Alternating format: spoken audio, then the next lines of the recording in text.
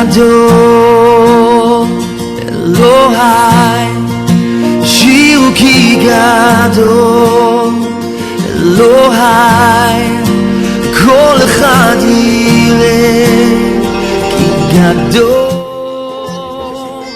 Now these little steps here, we can take all the way down to a mall. Right, we go in here. Easy AC for us, buddy.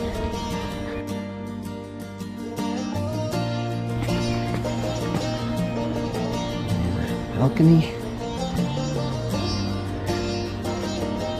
View of Jerusalem there.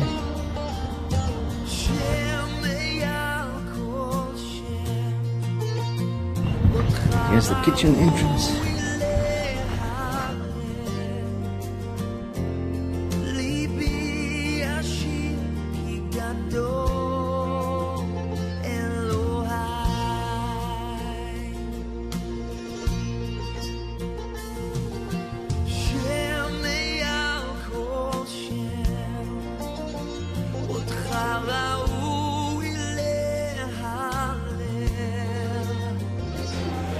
Upstairs and the girls are here.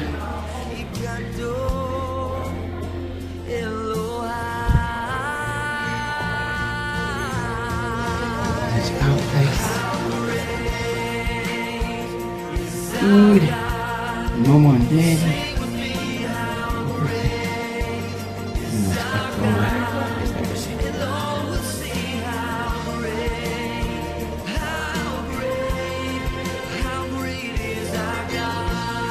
Okay, so the area we're staying is called Malcha.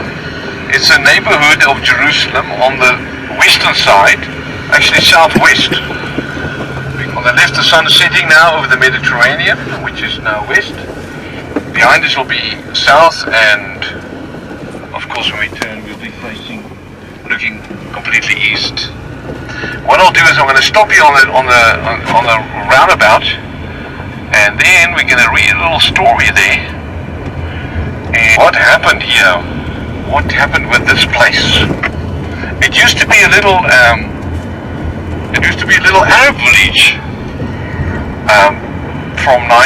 before 1967, 1948. Actually, it was already here, and they had really had conflict here of all the wars between whose land it is, who does it belong? Do the Greeks? Do the Romans? Do the Babylonians, whoever. I'm going around the corner, roundabout. Okay, here's our story. Brother Al, you've got the microphone, so you're going to read for us what's written against the wall here. Oh, okay. There we go. Okay, now. Malcha.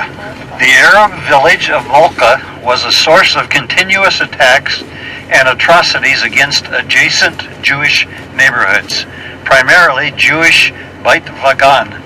On June 6, 1948, a Lehi unit counterattacked Malcha and liberated the entire area from terrorist gangs. Lehi suffered the loss of an outstanding fighter.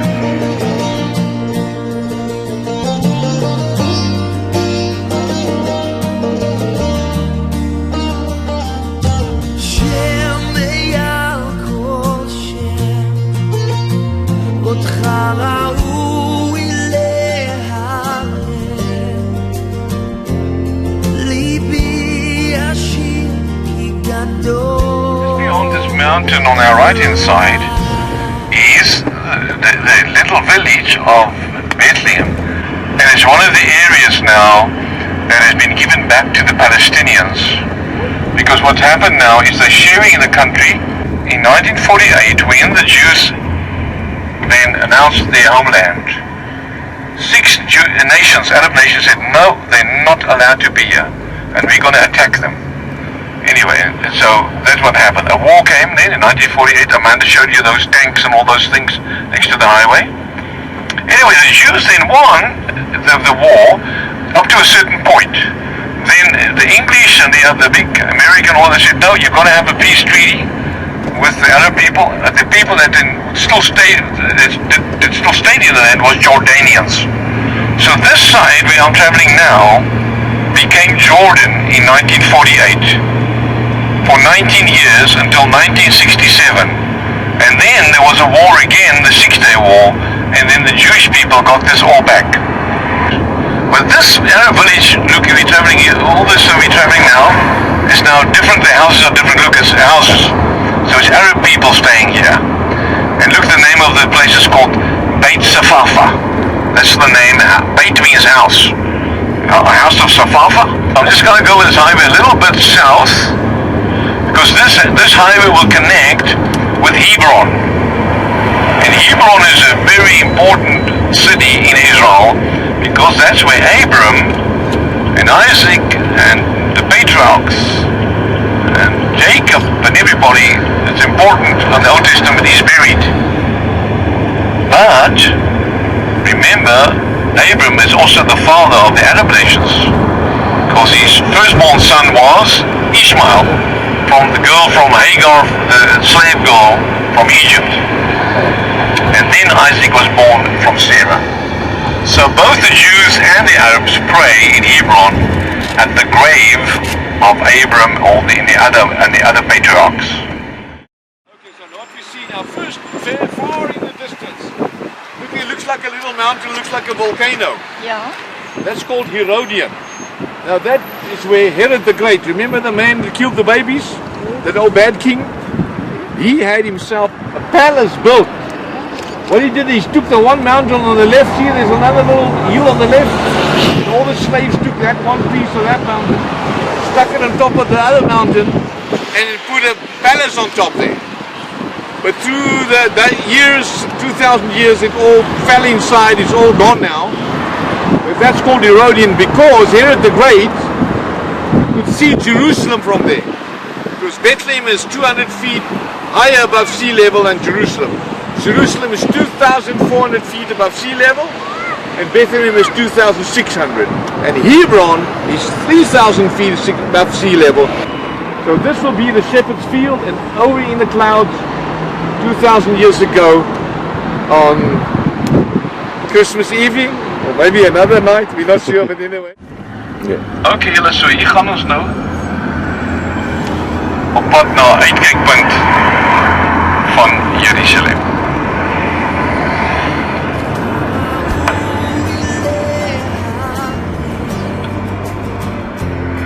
ליבי השיר כי גדול אלוהי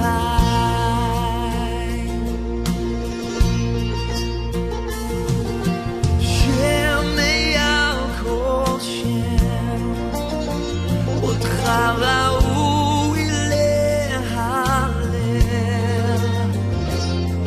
ליבי השיר כי גדול. So, nou staan ons aan die suidekant van die ou stad. Nou onthou, in die tyd van die Bybel, sou die ou stad van Jerusalem daai plek wees waar die mure om is. Kyk hoe dan sal Bethlehem moet 10 km van die heel wees.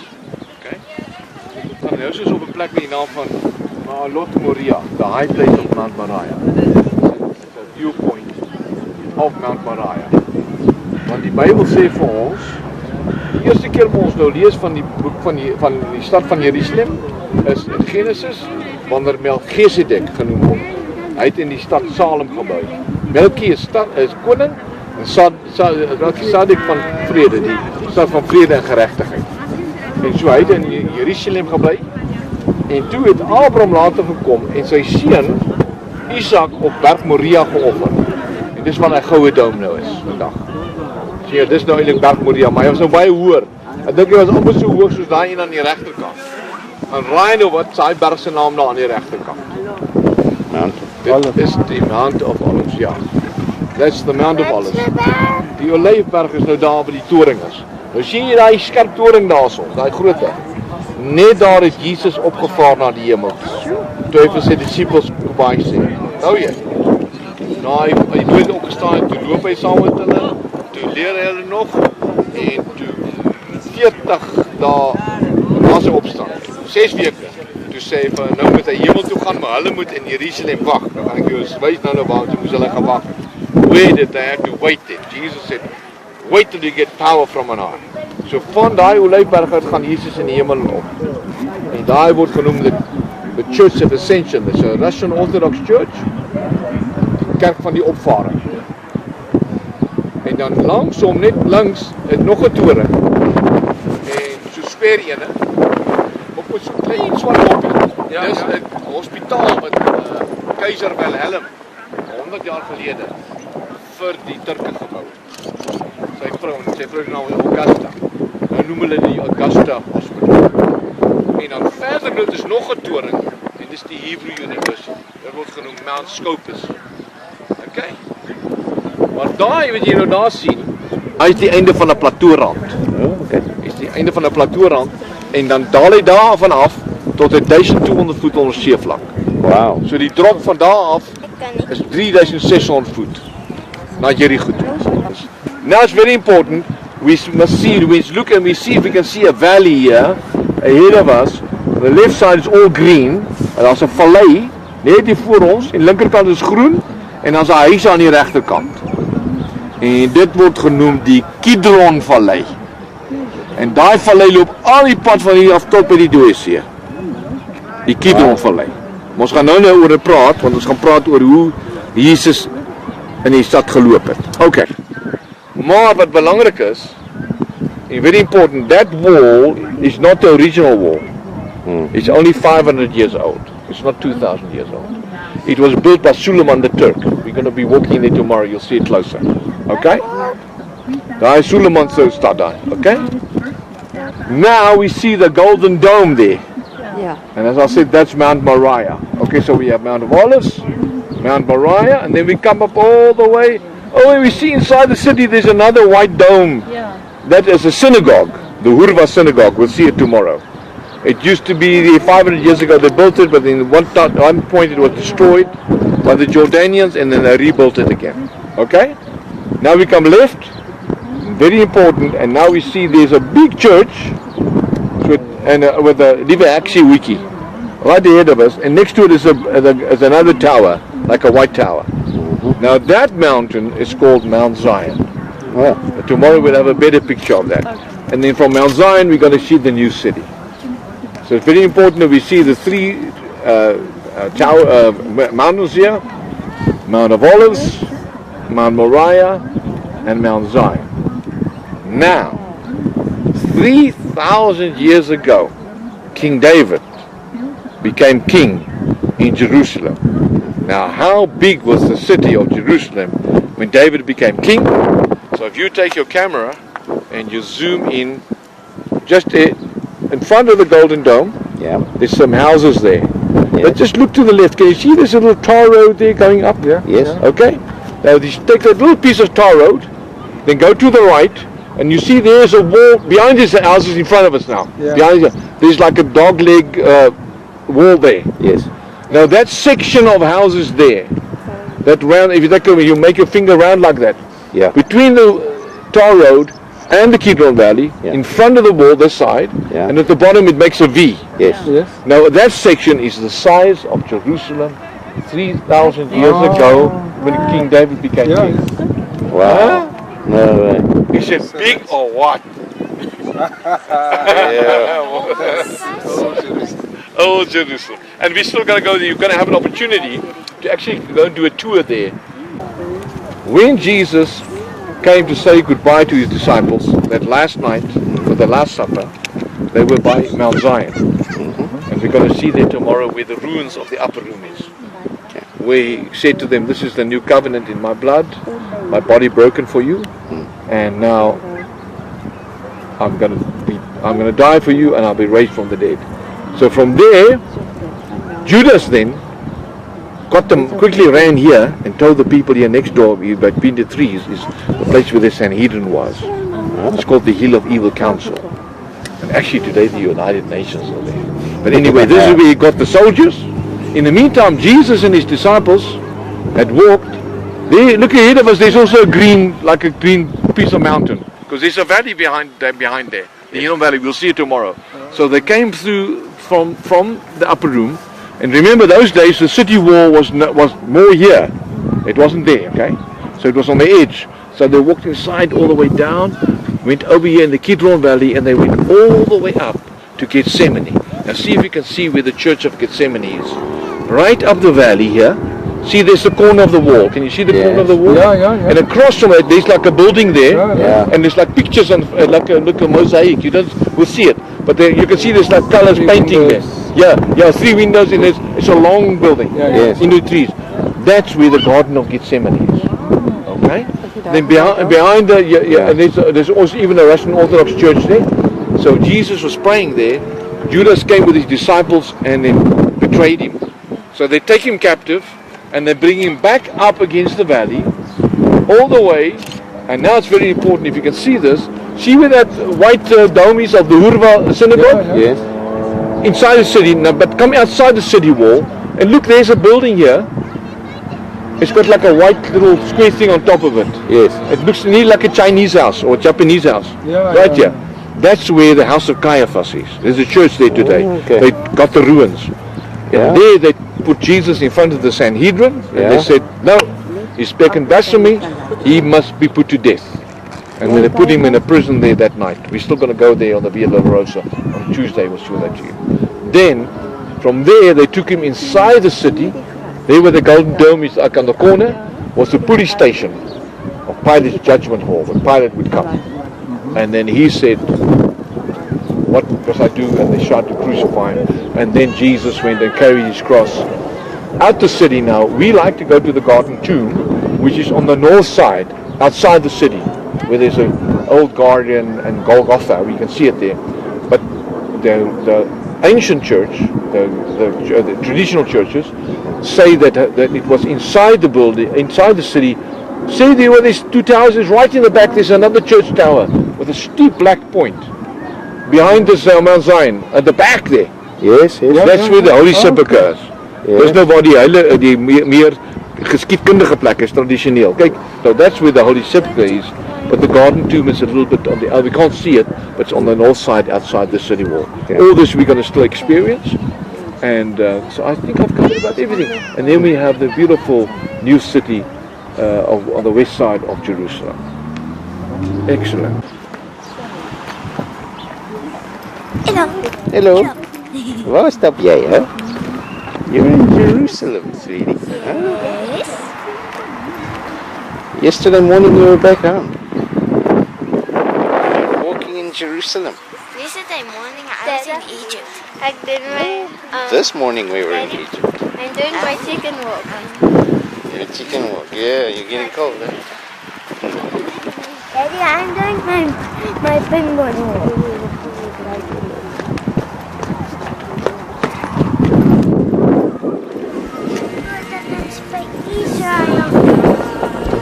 Sing with me how great is our God. Quickly changes from the left side of the mountain, and then to the right is the desert area. This place is called Jamal El Mukabar. It means the high place.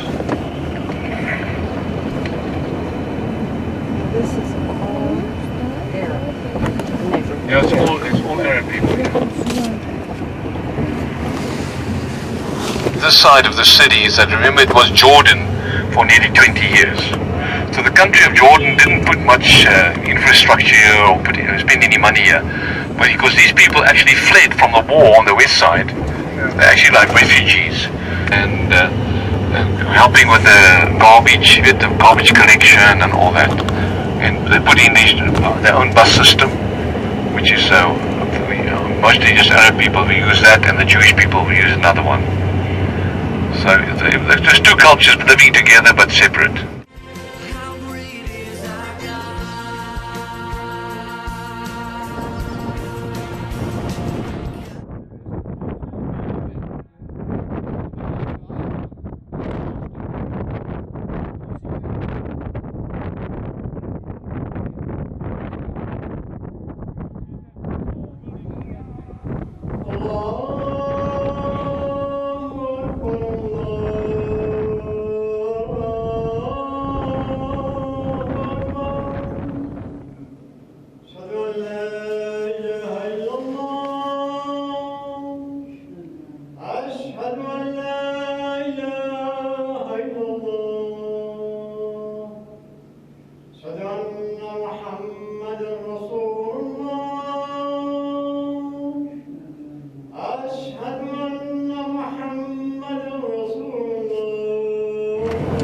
graves here of Jewish people, Orthodox mostly rabbis, Orthodox people.